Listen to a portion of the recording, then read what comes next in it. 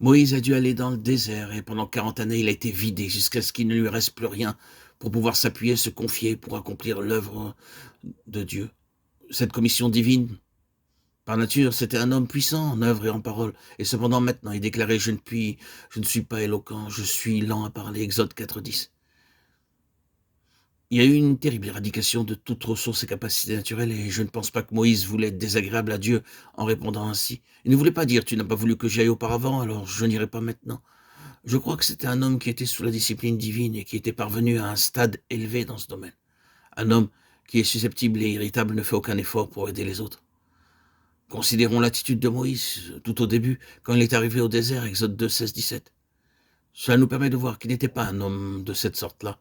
Lorsqu'il y a eu cet incident près du puits pour abreuver les troupeaux, si Moïse avait été de mauvaise humeur, acariâtre, désagréable, parce que le Seigneur n'avait pas été de son côté en Égypte, il se serait probablement assis à l'écart en observant la scène sans porter secours. Cependant, il s'est empressé d'apporter de l'aide dans un bon esprit en faisant tout ce qui était en son pouvoir. Il était pourtant dans une grande épreuve. Ce sont des petites choses qui permettent de voir ce qu'est un homme. Moïse fut vidé jusqu'à la dernière goutte et cependant il n'était pas en colère ou désagréable à l'égard de Dieu. Que faisait le Seigneur? Il formait ainsi un prophète. Il est nécessaire d'être vide de soi-même pour accéder à cet état de prophétie.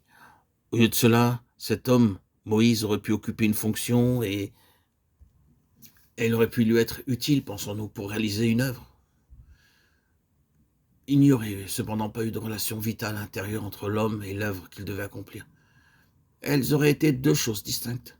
L'œuvre aurait été objective par rapport à l'homme. Au terme des 40 années dans le désert, cette œuvre était devenue subjective. Quelque chose s'était réalisé. L'homme était parvenu à un stade qui lui permettait d'être l'expression vivante de la pensée divine. Il avait été vidé de ses propres pensées pour laisser place aux pensées de Dieu.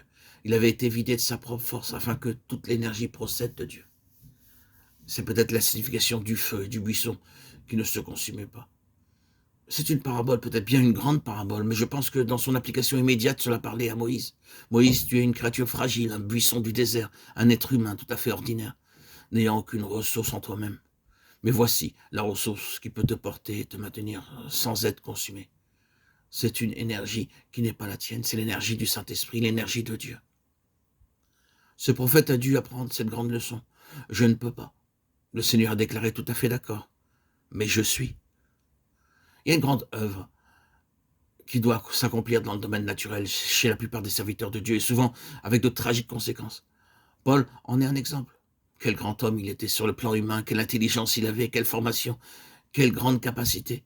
Tout cela était vrai, mais considérons la valeur que tout cela avait pour lui quand il devait faire face à une situation spirituelle. Il s'est écrié, et qui est suffisant pour ces choses. Notre capacité vient de Dieu. 2 Corinthiens 2, 16 et 3, 5. Paul est passé par des expériences où, de même que Moïse, il a désespéré de sa propre vie. Il a déclaré, nous avions la sentence de mort à l'intérieur de nous-mêmes, afin de ne pas nous confier en nous-mêmes, mais en Dieu qui ressuscite les morts. 2 Corinthiens 1, 9.